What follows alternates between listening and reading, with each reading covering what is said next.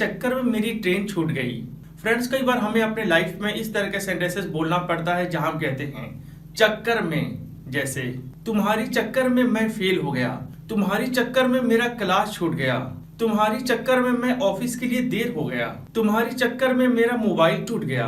तो फ्रेंड्स, कई बार हमें अपने लाइफ में इस तरह के सेंटेंसेस बोलना पड़ता है जहां हम कहते हैं कि चक्कर में। तो आइए देखें इस तरह के सेंटेंसेस को कैसे बोलना है। इस तरह के सेंटेंसेस को बोलने के लिए सबसे पहले आप बोलेंगे एक सेंटेंस, उसके बाद आप कहेंगे बिकॉज ऑफ यू, यानी तुम्हारी चक्कर में।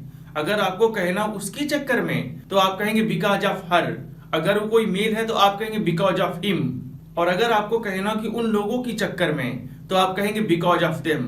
आइए इन सभी बातों को एग्जांपल्स में बेहतर तरीके से समझें। तुम्हारी चक्कर में मैं फेल हो गया, तो सेंटेंस के लिए आप कहेंगे I got fail because of you, यानी तुम्हारी चक्कर में मैं फेल हो गया। तुम्हारी चक्कर में मेरा ट्रेन छूट गया, तो इस सेंटेंस के लिए आप कहेंगे I missed my train because of you.